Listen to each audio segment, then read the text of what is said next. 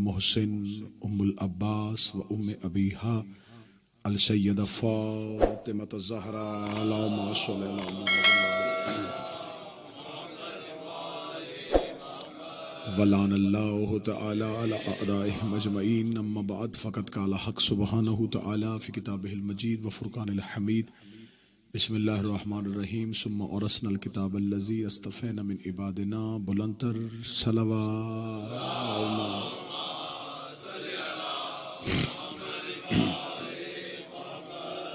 दुआ मालिकान ज़िक्र बंदगान ज़िक्र का वारिसान ज़िक्र की बारगाह में पेश होना कबूल फरमाए। आकाज़ादी इस इबादत का बेहतर से बेहतर अजर अता फरमाए। आज की इस मजलिस से अज़ा का इंतज़ाम करने वाले, पुरसे का एहतमाम करने वाले और मजलिस में शरीक तमाम मोमिनीन और मोमिनात की जितनी शरई हाजात हैं वो बारगाह इमामत में मुस्तजाब फरमाए। मेरा मौला इस इमाम बारगाह के जितने मुतअल्लिकीन हैं, खिदमत गुजार हैं, इस अंजमन दुआ ज़हरा के साथ जितने भी लोग जमा है और मुतमस्सिक है, मेरे मालिक तमाम की तौफीकात खैर में इजाफा फरमाए। बरादर ज़ी वकार सफ़ीर आज़ाद जनाब सैयद नासिर जाफरी साहब का साया मिल्लत के सर पे सलामत फरमाए।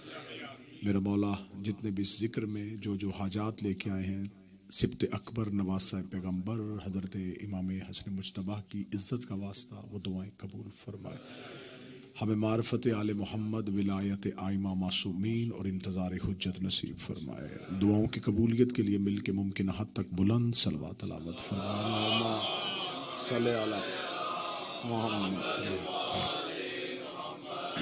इजाज़त है जिक्र शुरू किया जा सकता।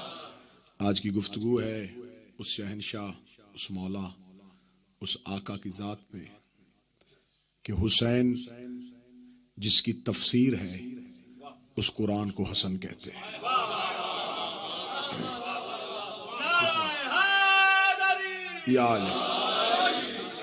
बिस्मिल्लाह। करबला के पस मंजर को हसन कहते हैं। इमाम हसन मुज्तबा अलैहिस्सलाम की ज़ात गिरामी वो ज़ात है जिसके फ़ज़ाइल और मनाक़ब शिया कुतुब में भी हैं, अहले सुन्नत कुतुब में भी है, लेकिन ये फ़ज़ाइल बकसरत नकल नहीं किए जाते, बयान नहीं किए जाते। गुफ्तगू अमीर अल मोमिनीन के फ़ज़ाइल पे होती है, तज़किरा हज़रत इमाम हुसैन अलैहिस्सलाम का होता है। मैं चाहूँगा कि आज की मजलिस में मुकम्मल गुफ्तगू उस आका की ज़ात पे की जाए, उस मौला की ज़ात पे की जाए कि जिसके अंदर इतने फ़ज़ाइल थे कि वो अली का जानशीन बना।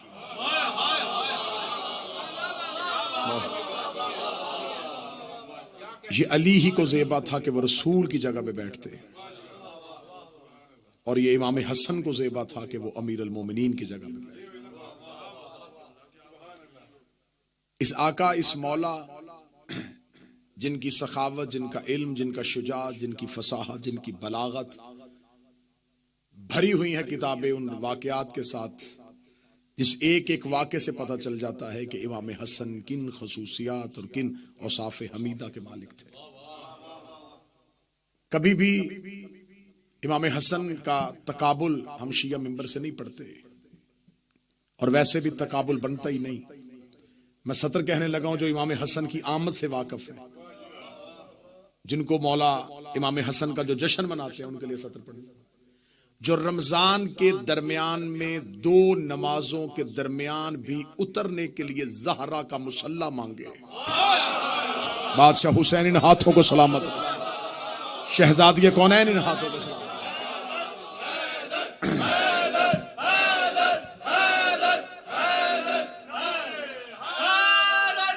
सतर मैंने पढ़ी, जुमला मैंने पढ़ा, नौजवानों का हाथ उठा। मौला इमाम हसन इस हाथ को कभी किसी का मोहताज न फरमाए। मैं जुमला फिर बदल देता हूँ।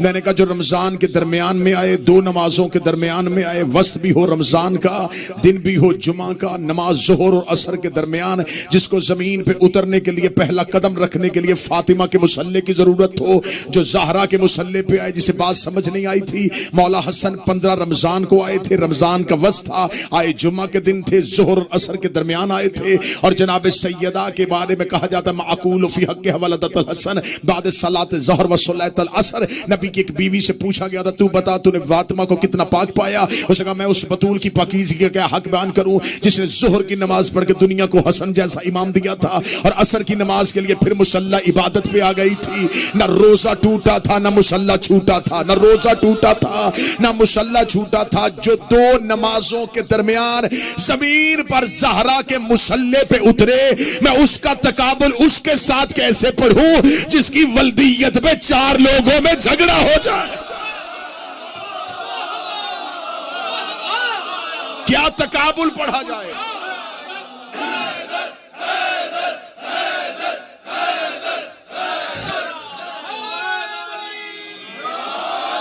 कैसे तकाबुल पढ़ूं। कहां हिंदा का बेटा, कहां ज़हरा का बेटा, कहां पिसरे अबू सुफियान, कहां पिसरे अली। ना ये तकाबुल बनता है। और ये जुमले मेरे नहीं है, बाखुदा मैं मौला इमाम हसन की मजलिस के मौके पर कह रहा हूं, ये जुमले मेरे नहीं है। शाम के दरबार में मुआविया बिन अबू सुफियान ने मौला हसन से कहा था, ए हसन अना खैरु मिनक, मैं तुझसे बेहतर हूं। ये लफ्ज कहे मुआविया ने दरबार शाम में, हसन मैं तुमसे बेहतर हूं। इमाम हसन मुस्कुरा के कहने लगे मैं तेरा तकाबुल कर ही नहीं सकता, तेरी मेरी बराबरी कैसी। मैं तो तुम्हें यह भी नहीं कह सकता कि मैं तुमसे बेहतर हूं, क्योंकि तकाबुल होता है मिलने वालों के दरमियान जिनके कुछ औसाफ मिलते हैं। ये जुमले हजरत इमाम हसन के, उसे कहा ना खैर मिनका। इमाम हसन ने फरमाया मैं तुमसे यह भी नहीं कह सकता। कहां आसमान कहां जमीन, कहां तहारतों का मरकज कहां निजाजतों का मंबा। जो हाथ नहीं उठा कहां बनी हाशिम का चश्मे चरा, कहां बनी उमैया का नसूर। जो हाथ अभी भी नहीं उठा कहां शजराए तैयबा, कहां शजराए खबीसा।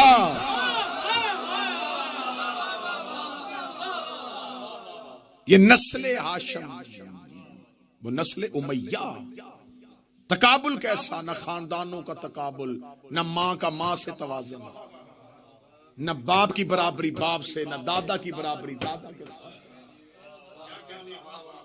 कैसे तकाबुल हो सकता। मौला अमीर अल मोमिनीन ने कूफा में बैठ के कहा था, मौला अमीर अल मोमिनीन ने फरमाया था अली के लिए सबसे बड़ा सितम यह है कि अली का मुकाबला उनके साथ किया जा रहा है। मवाजना हम पल्ला में होता है, मुकाबला हम वजन पे होता है। कहां बनी हाशिम और कहां बनी उमैया। ये सिर्फ तारीख मुअर्रख की तेजी थी कि उसने बनी उमैया को नबी का रिश्तेदार साबित करने की कोशिश की।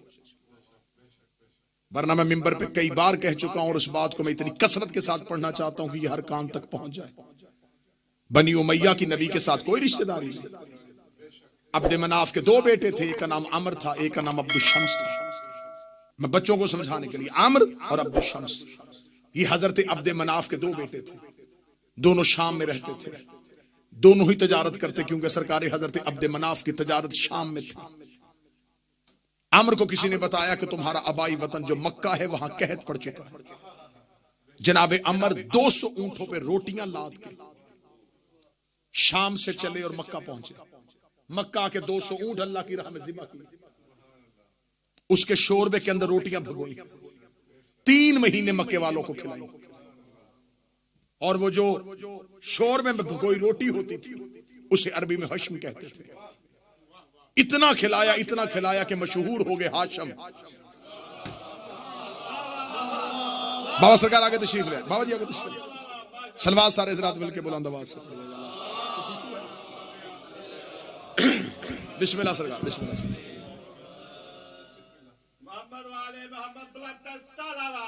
अल्लाहुम्मा सल्लि अला मुहम्मद व आले।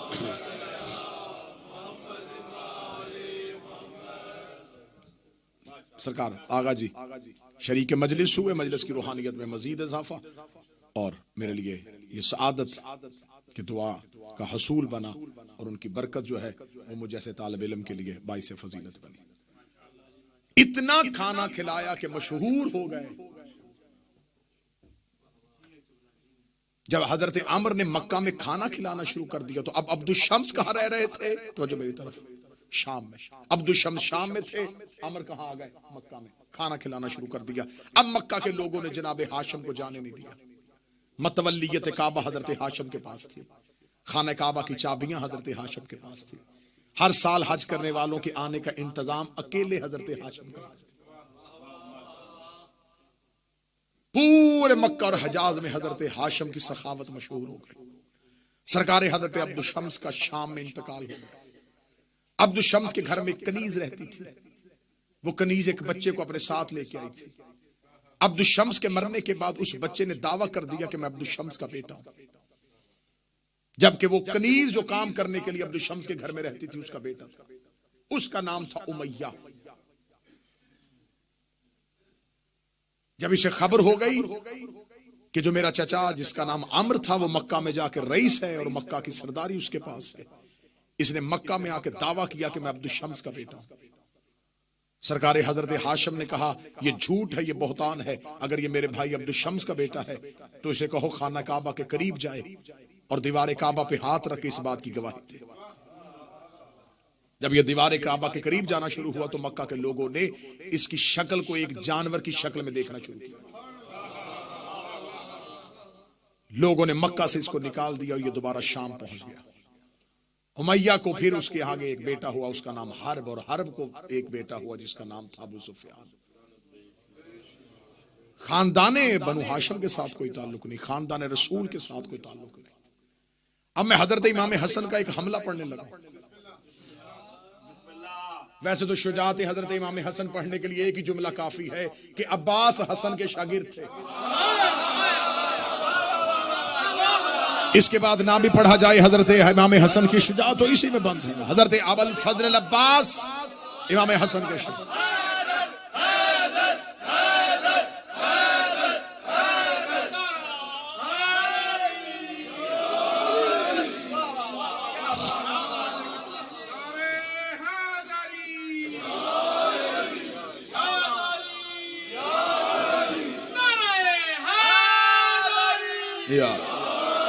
शागिर्द थे और सिर्फ हजरत अबुल फजल अब्बास नहीं, खानदाने हाशिम को, हाशमियों को, अली के बेटों को तलवार चलाने का और नेजा फेंकने का अंदाज इमाम हसन ने सिखाया।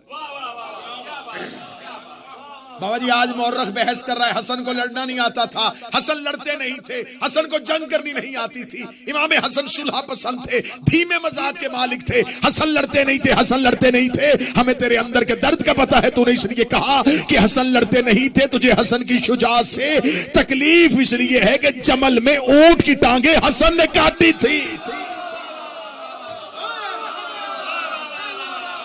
जंगे जमल में ऊंट की टांगों को जिसने काटा वो इमाम, जिसने हौजत को जमीन से गिरने से पहले संभाला वो इमाम हसन,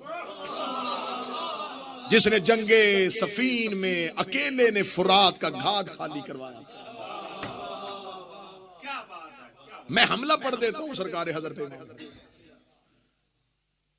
जब मुआविया हुकूमत ले चुका और ये हाकम बन चुका शाम का, तो मौला इमाम हसन ने 6 शर्तें सरकार इससे कही थी। पहली शर्त कही थी कि तू कुरान और सुन्नत पर अमल करेगा, और ये शर्तें आज भी तारीख में लिखी हुई। जो शराइत के साथ इमाम हसन ने सुलह की, मुआहिदा किया, वो शर्तें हैं।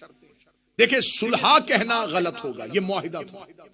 सुलह तब होनी थी अगर शर्तें पूरी होती। पहले शर्त रखी ना, इमाम हसन ने कहा मेरी शर्त है, ये शर्तें पूरी करो, सुलह। तो अब पहले मुआहिदा है, सुलह इसे तब कहेंगे जब शराइत पूरी होगी। इमाम हसन ने पहली शर्त क्या रखी? कुरान और सुन्नत पे अमल करेगा। ये अली का बेटा था, ये रसूल का सिब्त अकबर था।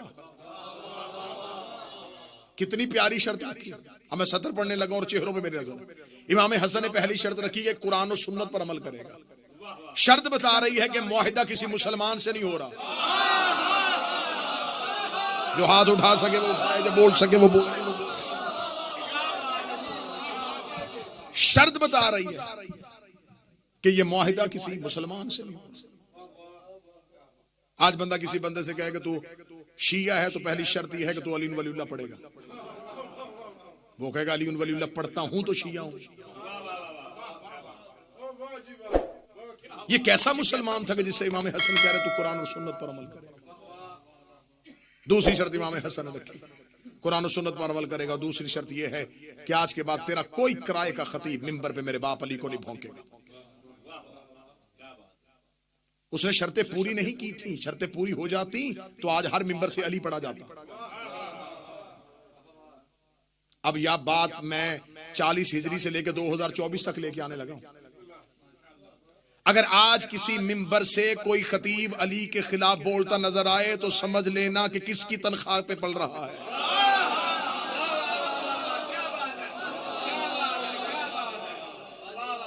मिंबरों पे अली पे भौंकना हिंदा के बेटे की तनख्वाह थी। मौला इमाम हसन ने फरमाया कोई तेरा किराए का खतीब मेरे बाबे अली को नहीं भौंकेगा।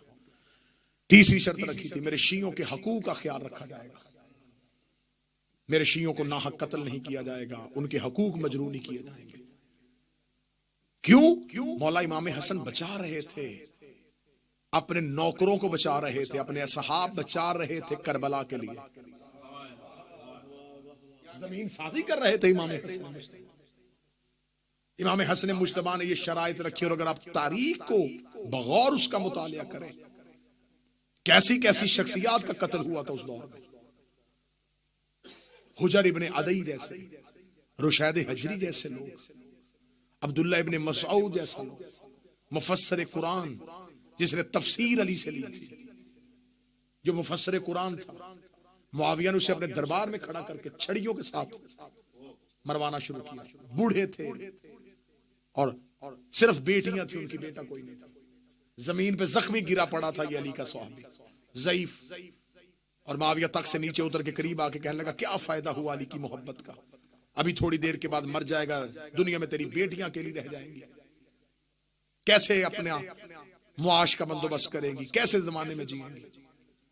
अब्दुल्ला इब्ने मसऊद ने आंखें बंद होते हुए आंखें खोल के कहा मेरी बेटियों के रिस्क की तुझे क्यों परवाह है। और ये जो आज वजीफा पढ़ा जाता है कि किसी घर में रिस्क की कमी हो तो उस घर की मस्तूर को चाहिए कि रात को सोने से पहले सूरा वाक़िया पढ़े। ये वजीफा अब्दुल्ला इब्ने मसऊद ने बताया था। अब्दुल्ला इब्ने मसऊद ने फरमाया तू मेरी बेटियों के रिस्क की फिक्र न कर, वो अली के कहने के मुताबिक रात को सोने से पहले सूरा वाक़िया पढ़ के सोती। इसे कहते हैं सहाबी मरता हुआ भी अली की हदीस बयान कर रहा है। दुश्मन के दरबार में अली की हदीस पढ़ा और उसने ठोकर मार के कहा चल फिर मरना ही चाहता है तो तूने कुरान पे इतनी खिदमत की है, तेरी तफसीर कुरान पे इतनी खिदमत है, चल मैं तुझे इतना जरूर अजर दूंगा कि तूने कुरान के लिए बड़ी खिदमत की है। मैं तुझसे पूछना चाहता हूं तू कैसे मरना चाहता है,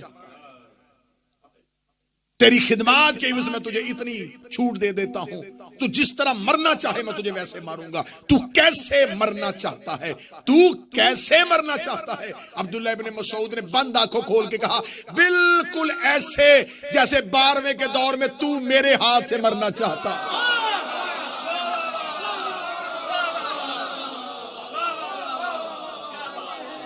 बिल्कुल ऐसे। पीर सादिक शाह जी आगे तशरीफ ले आए सरकार। बिल्कुल ऐसे ही जैसे मेरे 12वें के दौर तू मेरे हाथ से मरना चाहता। सख्त तरीन दौर, झूठी हदीसें गढ़ी जा रही है। खुदा की कसम मैं खा के कहता हूं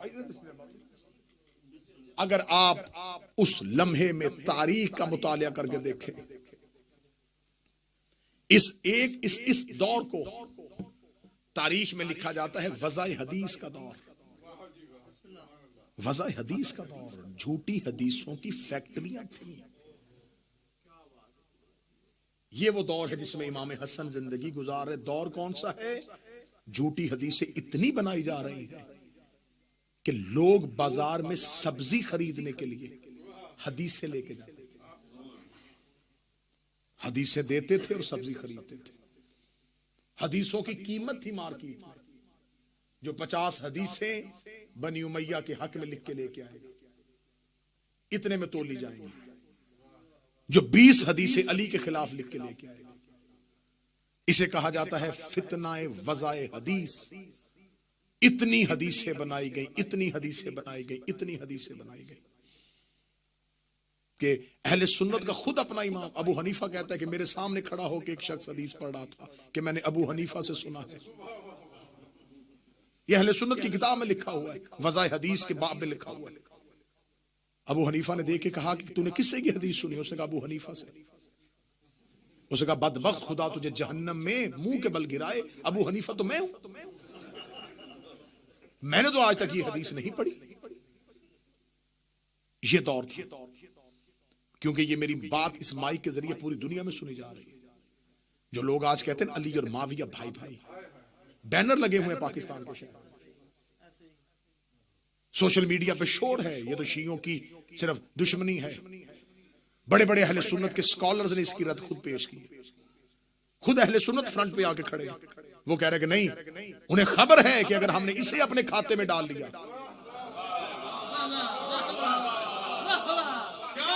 फिर यहां से तो खोज शुरू होगी। लिहाजा जो पढ़े लिखे सुन्नी है वो यजीद से पहले ही मोहतात हो गए थे, यजीद से पिछले दौर से ही मोहतात हो गए थे। वो कहते सिर्फ यजीद को खाते में ना डालो, यजीद को फेंको और इससे पहले मुआविया को भी फेंको, ताकि पूरे बनी उमैया से हम सबकदोश हो जाएं, बनी उमैया से हमारे हाथ पीछे हो जाए। पढ़े लिखे अहले सुन्नत स्कॉलर जो पुराने लोग थे वो नहीं मानने के लिए तैयार थे। उन्हें खबर थी अगर हमने इसे मान लिया फिर पूरी की पूरी खिलाफत गई, अगर हमने इसे अपने खाते डाल लिया तो इसने अपने दौर में इतना कुछ किया हुआ है, वो सब कुछ हमें मानना पड़ेगा। जितनी अहले सुन्नत की किताबें हैं हदीस की, चाहे वो मुस्लिम हो चाहे वो बुखारी हो, ये सब के सब शागिर्द हैं निसाई के। जाए जाके किताब उठा के देखे और अहले सुन्नत को मैं चैलेंज करके कह रहा हूं, मुझे बताएं कि इमाम निसाई का कत्ल क्यों हुआ था, उसे क्यों मारा गया था? जब उसने खड़े होके अहले बैत के फजाइल पढ़ने शुरू किए तो मजमे में से एक बंदा उठा और उसने कहा तू अली के फजाइल, अली की हदीसें पढ़ी जा रहा है, क्या तेरे पास मुआविया के हक में कोई हदीस नहीं है? तो इमाम निसाई ने वहीं खड़े होकर कहा हां मेरे पास मुआविया के हक में एक हदीस है कि नबी ने कहा था कि खुदा तेरा पेट ना भरे, और ये आज भी हदीस सही मुस्लिम में पड़ी हुई, आज भी हदीस पड़ी हुई कि रसूल अल्लाह ने उसे बद्दुआ दी थी कि खुदा कभी भी तेरे पेट को ना भरे। जब निसाई ने ये जुमला कहा तो लोगों ने उसे उतार के कहा बाखुदा ये शिया है, और उसे मारना शुरू किया, और इसी हालत में, जख्मी हालत में उसे लोग ले गए और उसको जाके मक्के में दफन कर दिया और वो मर गया। फितना वज़ा हदीस हो रहा है, उस दौर में इतना तंग कर दिया गया है कि लोगों को वही इस्लाम पढ़ाया जा रहा है जो बनी उमैया दे रहे हैं। इस दौर में इमाम हसन का एक हमला पड़ेगा। मौला हसन ने 5वीं शर्त रखी थी कि देख तू अपनी जिंदगी तक खिलाफत करेगा, हुकूमत करेगा, लेकिन तू अपने मरने के बाद अपने बेटे को वली अहद नहीं बनाएगा। इसने अपनी जिंदगी में अपने बेटे के लिए हालात ठीक करने शुरू कर दिए, खुरासान में बैत लेनी शुरू कर दी, कूफे में बैत लेनी शुरू कर दी, बसरा में बैत लेनी शुरू कर दी। खबर इमाम हसन को मदीने पहुंची और ये मुआहिदा होने के 4.5 या 5 साल के बाद खबर पहुंची कि इसने तो बैत लेनी शुरू कर दी। इमाम हसन अलैहिस्सलाम मदीने से एक गुलाम के साथ अकेले शाम आए। मैं जंग पढ़ने लगा हूं, कोई लश्कर नहीं, कोई फौजी नहीं, कोई सिपाही नहीं, अकेले हजरत इमाम हसन एक गुलाम को साथ लेके मदीना से निकले। आगे जी शाम मुखबरों ने जाकर दरबार में खबर दी, हसन शाम पहुंच गए और वो शाम के सदर दरवाजे पे आ गए। कहा जल्दी करो, मेरे दरबार को भरो लोगों से, हसन के पहुंचने से पहले मेरा दरबार भर दिया जाए। मैं ऐन ही तारीख पढ़ने लगा, बिल्कुल हरफ बहरफ तारीख पढ़ने लगा। इसका जब तक हसन शाम के सदर दरवाजे से दरबार तक पहुंचे, दरबार खचाखच भर दो मेरे खुशामदीयों के साथ, सारा मजमा मेरा हो, ताकि हसन को पता चल जाए कि मेरी हुकूमत शाम में कायम हो चुकी है। इसने पूरा दरबार खचाखच भर दिया। इसके किराए के लोग खुशामदी सारे के सारे दरबार में इकट्ठे होकर गलियों में मनादी करवानी शुरू कर दी कि जितनी जल्दी हो सके शाम के सदर दरवाजे से इमाम हसन बढ़ के दरबार की तरफ आ रहे हैं, जल्दी पहुंचो। जामे मस्जिद उम्वी में लोगों का रश हो गया, इतना दरबार भर चुका था। सारे के सारे खुशामदी और इमाम हसन चलते चलते दरबार की जानब आ रहे थे। इमाम हसन के आने से पहले इसने अपने किराए के खतीब को खड़ा किया। किराए के खतीब को खड़ा करके इसने कहा, चल तू खानदान बनु उमैया के फजाइल पढ़ने शुरू कर दे। किराए का खतीब उठा और उसने खानदान बनी उमैया के फजाइल पढ़ने शुरू कर दिए। इधर इमाम हसन का जब पहला कदम दरबार में आया तो ये इमाम हसन को ये तासुर देना चाहता था कि हमें तो नहीं पता था कि आप आ रहे हैं, आपके आने से पहले ही लोग खानदान उमैया के फजाइल सुन रहे थे और हमारा खतीब खानदान उमैया के फजाइल पढ़ा था। किराए का खतीब ऊंचाई पे खड़ा हुआ, खानदान बनी उमैया के फजाइल पढ़ा था। इमाम हसन दरबार में आके खड़े हुए, लोगों ने तीखी नजरों से हसन की तरफ देखा और इमाम हसन की तरफ कोई तवज्जो न की। किसी ने इमाम हसन को कुर्सी न दी, किसी ने इमाम हसन के लिए रास्ता न छोड़ा। सारे खानदान बनी उमैया के फजाइल उठ उठ के दाद दे रहे थे। तहसीन की आवाजें आ रही थी, वाह वाह मरहबा की सदाएं आ रही थी। इमाम हसन ने जब वो किराए का खतीब बैठ गया, इमाम हसन चलते चलते उस मकान पे आए जहां पर मुआविया बिन अबू सुफियान बैठा हुआ था। इसने उठ के अपनी अबा को ठीक किया और ठीक लगे गए, ऐ अबू तालब का बेटा, ऐ अबू तुराब का बेटा, ऐ अली का बेटा, आप कब आए मेरे दरबार में? मैंने तो आपको आते हुए नहीं देखा, आप कब पहुंचे हैं? इमाम हसन दे कहते मैं उसी वक्त पहुंच गया था जब तेरे किराए का खतीब तेरे खानदान के फजाइल पढ़ा था। ये मुस्कुरा के सुन लिए आपने मेरे खानदान के फजाइल। इमाम हसन ने ऊंचाई पे खड़े होकर पूरे शाम के जामिया मस्जिद उम्वी के खचाखच मजमे में कहा, ऐ मुआविया बिन अबू सुफियान, मैं हसन इब्ने अली अपनी मां ज़हरा से लेके हव्वा तक और अपने बाप अली से लेके आदम तक एक एक का नाम और किरदार पढ़ता हूं और ऊंची आवाज में पढ़ूंगा। अगर तुम में जुर्रत है मेरे कान में आके अपनी मां का किरदार सुन।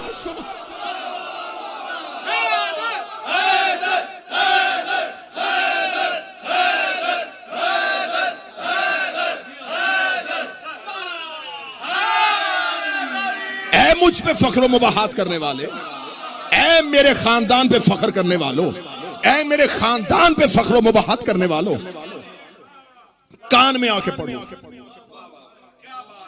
दरबार में सन्नाटा तारी हुआ, खामोशी तारी हुई। खामोशी का तारी होना था। इमाम हसन ने यूं मजमे की तरफ देखा, पहला ही जुमला इतना सख्त था। लोगों ने कहा ये कौन है जिसने दमिश्क के हाकिम को इतना बड़ा जुमला कह दिया? हाकिम अभी तख्त पे लर्जा बर आदम था और चेहरे पे मौत की जर्दी थी। इमाम हसन ने कहा जो मुझे जानता है वो जान ले, जो नहीं जानता वो सुन ले। अना हसन इब्ने अली, मैं हसन अली का बेटा हूँ, मैं अबू तालब का बेटा हूँ, मैं ज़ुर्रियत इब्राहिम हूँ, मैं नस्ल इस्माइल हूँ, मैं शजरा तैयबा का समर हूँ, मैं फर्जंद इब्राहिम हूँ, मैं फर्जंद इस्माइल हूँ, मैं सफ़ा का बेटा हूँ, मैं मरवा का बेटा हूँ। इतना कहते कहते इमाम हसन के जुबान से जुमला निकला, मैं चाहूँ तो इराक को शाम कर दूँ, मैं चाहूँ तो इराक को शाम कर दूँ, मैं चाहूँ तो दिन को रात कर दूँ, मैं चाहूँ तो रात को दिन कर दूँ। पीछे से बंदा मजमा चीरता हुआ आगे बढ़ा और आगे बढ़ के लगा, मा अकाला हक का हाफिज तू वो क्यों कह रहा है जो तू कर ही नहीं सकता? इमाम हसन ने तीखी हुई नजरों से पीछे मुड़ के देखा, फरमाया शर्म नहीं आती औरत हो के मर्दों में खड़ी, औरत हो के मर्दों में खड़ी है। फौरन जिस्म के खदोखाल तब्दील हुए, हयत बदन तब्दील हुई। इनकलाब ईरान के बानी आगा खुमैनी ने एक तफसीर लिखी है कुरान की। उन्होंने अपनी कुरान की तफसीर में सूरह यासीन की इस आयत में इन्नमा अम्रुहु इज़ अरादा शैअन यक़ूलु लहु कुन फयकून, इसकी तफसीर करते हुए उन्होंने कहा कि अल्लाह कहता है कि जब मैं किसी चीज का इरादा करता हूं,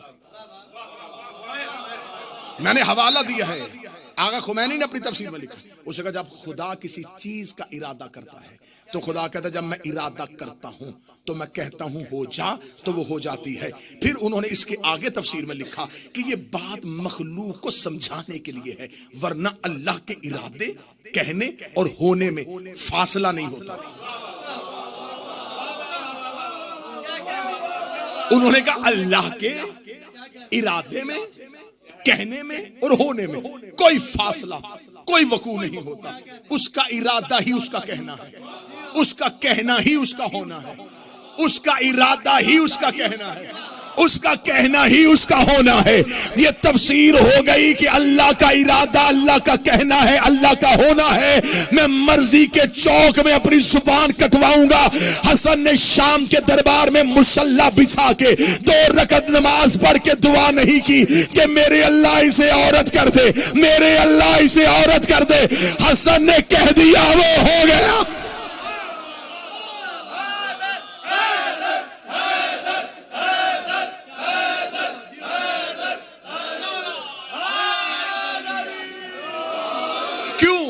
इसलिए कि इमाम हसन इरादा इलाही है। हसन जमीन पर अल्लाह के इरादे का मजहर ताम है।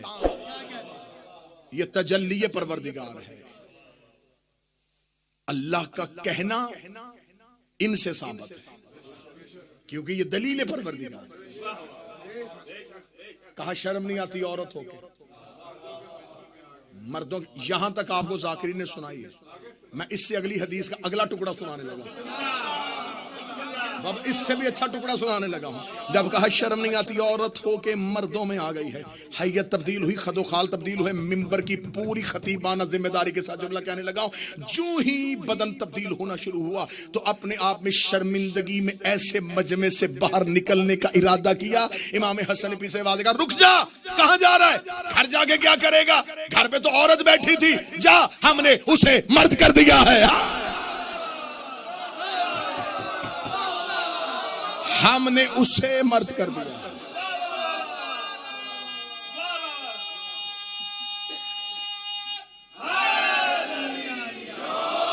आज से वो हाकम, तू महकूमा। आज से वो हाकम, तू महकूमा। इतना इमाम हसन का कहना था।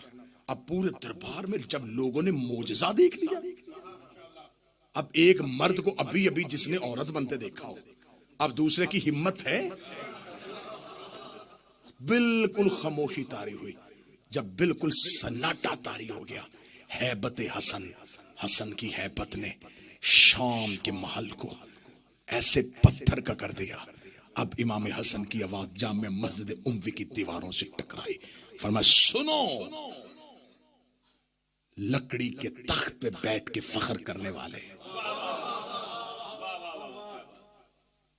इन्ना बेशक अल अर्श हुसीरी, मोहम्मद ज़मीरी, अली अमीरी, हुसैन वजीरी, व जबरील फकीर। ऐ लकड़ी के तख्त पे बैठ के फख्र मुबाहात करने वाले, अर्श मेरे तख्त का नाम है, मोहम्मद मेरे जमीर का नाम है, अली मेरे अमीर का नाम है, हुसैन मेरे वजीर का नाम है, जबरील मेरे फकीर का नाम है।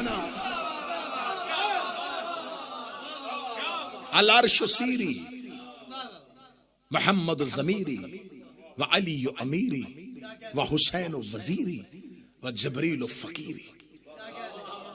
कहीं तारीख से खुतबा अकेले अकेले शाम में, अकेले है शाम में। अरबी जुबान में आप नफरत के साथ, जैसे हम उर्दू जुबान में किसी के साथ बात करते उलझते उलझते, जब उस बंदे को इस काबिल न समझे ना किसी बात, तो बंदा उर्दू जुबान में एक लफ्ज बोलता है, माहौल, चल हट, बोलते हैं चल हट। अरबी जुबान में इसके सिर, चल हट।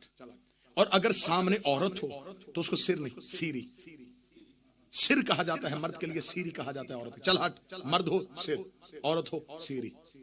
अब आखिरी सतर है और जुमला आपने ऐसे वसूल करना है जैसे जुमले का हक बनता है। मेरे मौला इमाम हसन ने शाम के दरबार में खड़े होगा, अल अर्श सीरी, अर्श मेरा तख्त है, मोहम्मद ज़मीरी, मोहम्मद मेरा ज़मीर है, व अली अमीरी, अली मेरा अमीर है, व हुसैन वजीरी, हुसैन मेरा वजीर है, व जबरील फकीरी, और जबरील मेरा फकीर है। ये कहना था या मुआविया बिन अबू सुफियान इमाम हसन के बिल्कुल सामने आके खड़ा हुआ। उसका दरबार में तो किसी की जुर्रत नहीं कि हसन के जुमले को काटे। वो सामने आके खड़े होकर लगा, ए हसन, तूने मदीने से आके शाम में फसाद फितना बर्पा कर दिया है, तूने मेरे दरबार की हैबत को तब्दील कर दिया है। क्या तू भी अपने बाप की तरह मोजे दिखा के अपनी हुकूमत साबित करना चाहता है? इमाम हसन ने उसी लहजे में कहा, इस शे तो असीरी, पीछे हट या कहूं सीरी।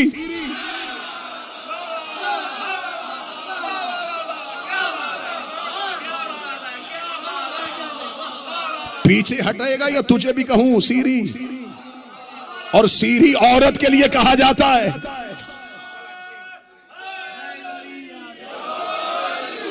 रास्ता छोड़ या मैं कहूं सीरी। रास्ता छोड़ता है या तुझे कहूं सीरी। पूरी महफिल से इमाम हसन इस अंदाज से निकले और खड़े होकर कहा, खबरदार, मैंने तुझे कहा था कि अपने बाद अपने बेटे की वली अहदी की कोशिश न करना। अगर तुमने यजीद अपने बेटे को खलीफा बनाने की कोशिश की तो जान लेना मेरे भाई का नाम हुसैन है।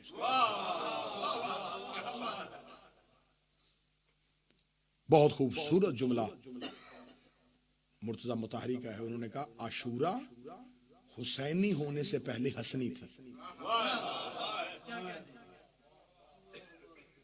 जब करबला हुसैनी नहीं थी तो करबला हसनी थी। करबला में मेहनत है इमाम हसन की। और मैंने ये जुमला करबला में कहा था और आज फिर कह रहा हूं, करबला हसन के मुआहदे की खिलाफ वर्जी का नाम है। अगर उम्मत इमाम हसन के मुआहदे को मान लेती तो करबला बर्पा ना होती। तुमने मुआहदे की खिलाफ वर्जी की और करबला हो गई।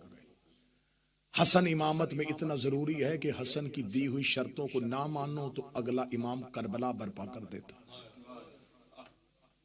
हमारे 12 में से 2 हसन है, दूसरा इमाम हसन है और 11वां इमाम हसन है। उस हसन के बाद भी इनकलाब है, इस हसन के बाद भी। लेकिन फर्क है, वहां इनकलाब था, यहां इंतकाम है। एक सख्त तरीन दौर था इमाम हसन के सामने, जहां मानने वाले बहुत कम तादाद में थे। जो कम थे उनकी जिंदगियों को महफूज रखना था करबला के लिए। रिश्वत का बाजार गर्म था। 20,000 का लश्कर लेके अली का यह बेटा चला था। एक रात में 12,000 का लश्कर अबैदुल्ला इब्ने अब्बास की सरपरस्ती में 10 लाख दिरहम में सौदा करने के बाद मुआविया के लश्कर में चला गया। 4,000 ने इमाम हसन का खुद खैमा घेर लिया, अकेले बच गए। और अली के बेटों ने हिफाजती हिसार में लिया हुआ था इमाम हसन को। मदाइन में जाके मुख्तार के चाचा जो मदाइन का गवर्नर था उसके घर जाके पनाह ली। जब इमाम हसन मदाइन पहुंचे हैं तो इतने जख्मी हो चुके थे कि इमाम हसन की रान में खंजर था। मुसल्ला नीचे से खींच लिया गया था।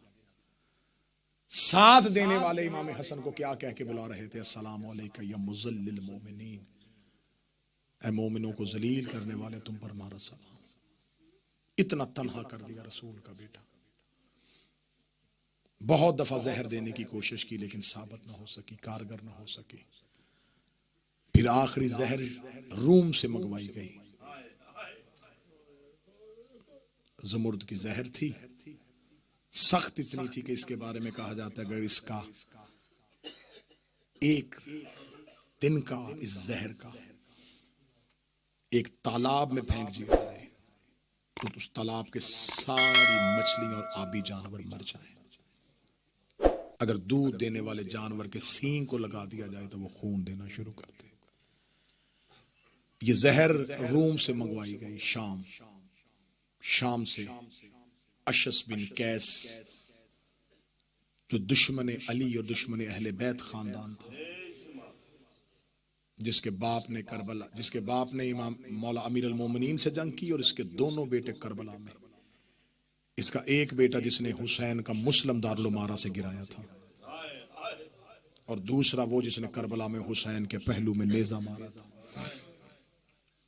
अशस की बेटी जोधा, इस तक जहर पहुंचाई गई।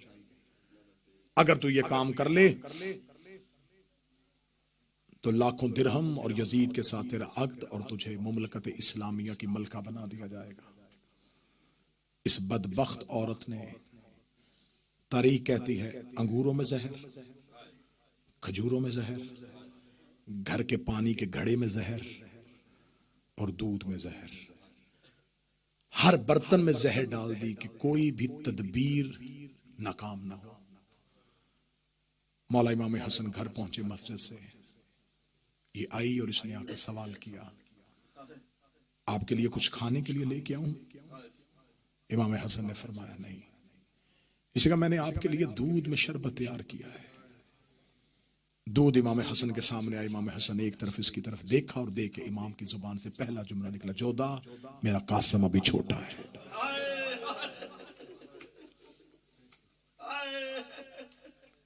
इसने कहा आप नोश फरमाइए। दूध का प्याला हाथ में आया, आंखें बंद हुई और आंखों से आंसू इमाम की दाढ़ी में आए। पहला घूंट भरा और भरने के बाद पहली सतर कही, क्या मैं तेरा अच्छा इमाम नहीं था? क्या मैंने तेरे कोई हक तलफी की थी? इसने कहा और दूध पीजिए। इमाम ने फरमाया अगर एक घूंट से ही तेरा काम हो जाए, मुझे दूसरा क्यों पिला रहे? जहर इतनी शदीद थी कि इमाम के जिगर तक पहुंच गई। आधी रात मदीने की गलियों में रसूल का बेटा कभी इस दीवार से कभी इस दीवार से, गिरते गिरते फरवा बीबी के दरवाजे तक ऐसे आए जैसे अकबर की लाश पे हुसैन।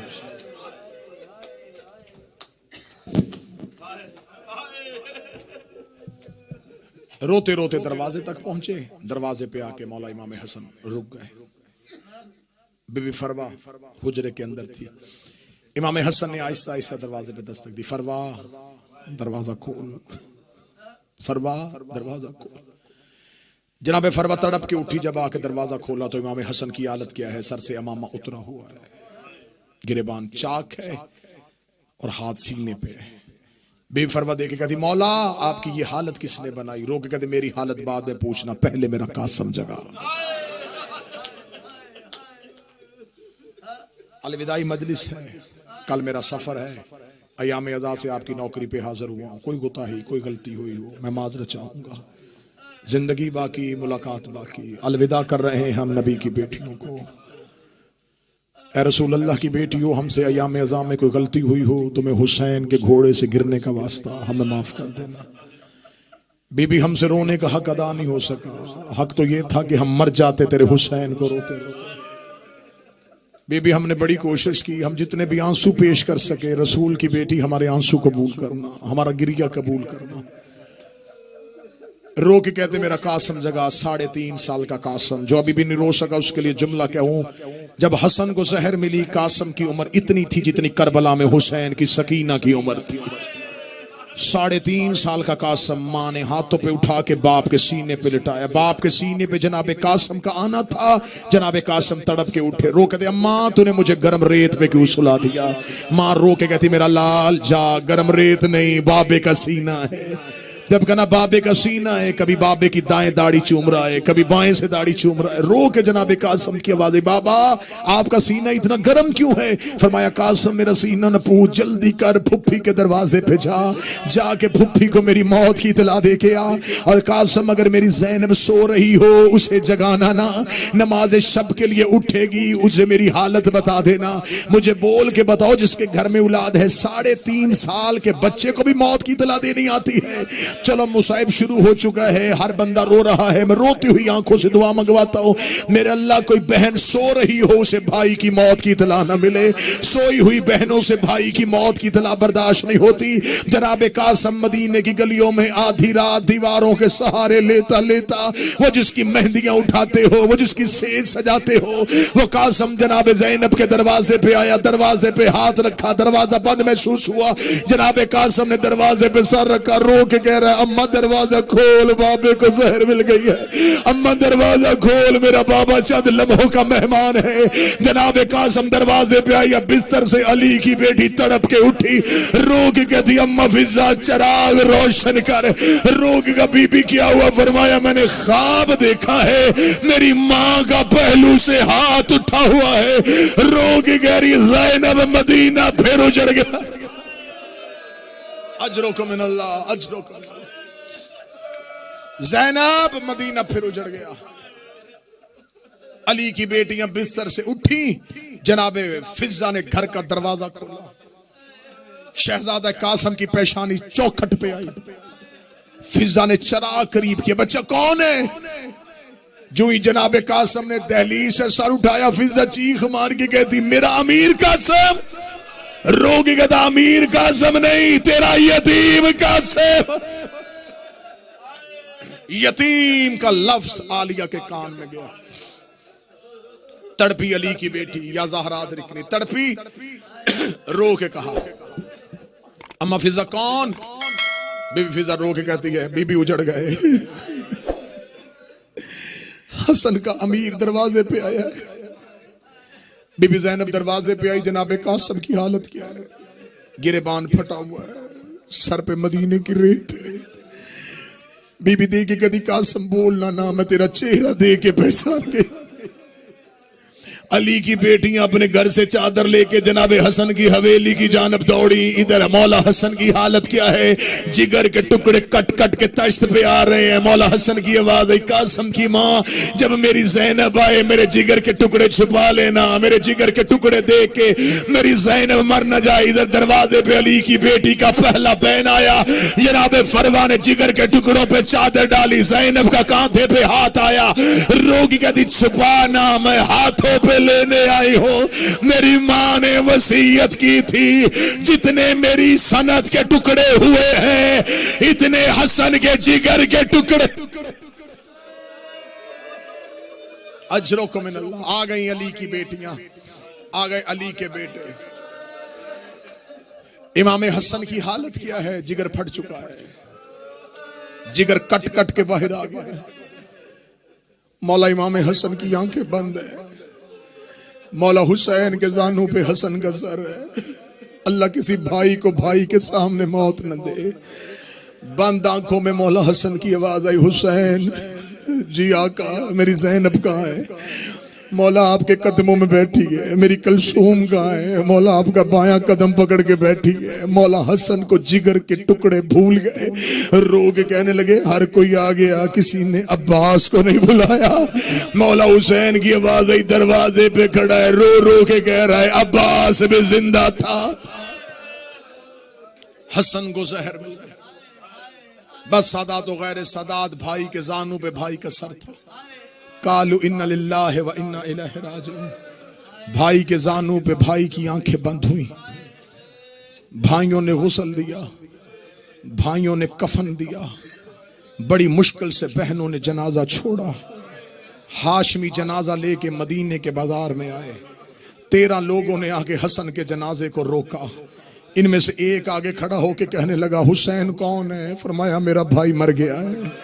कहने लगे कहाँ लेके जा रहा है? फरमाया रोज़ा रसूल पे। ये कह का मार के कहने लगा रोज़ा रसूल तुम सैयदों की जगीर नहीं है, हुजरा मोहम्मद तुम ज़हरा के बेटों की जगीर नहीं है। हमें पहले इजाजत लेनी है। जिसका हुजरा है उससे पूछेंगे दफन की इजाजत मिलनी है कि नहीं मिलनी। मैं जिंदा रहूं या मारा जाऊं, मुझे ज़हरा की इज्जत की कसम है बतूल के बेटों की गुर्बत जमाने तक पहुंचाई नहीं गई।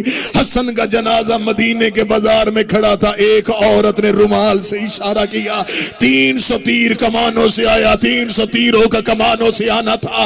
एक जनाजे का पाया हुसैन के हाथ में था, एक अब्बास के कांधे पे था। अब्बास ने हुसैन को देखा, हुसैन ने गाजी को देखा। अब्बास ने जनाजे का पाया हुसैन के कांधे पे रखा। जनाजे के सामने हाथ फैला के अब्बास खड़े हो गए। रो के कहते तीर मारने का शौक हो करबला आ जाना, वहां रोकने वाला कोई नहीं होगा।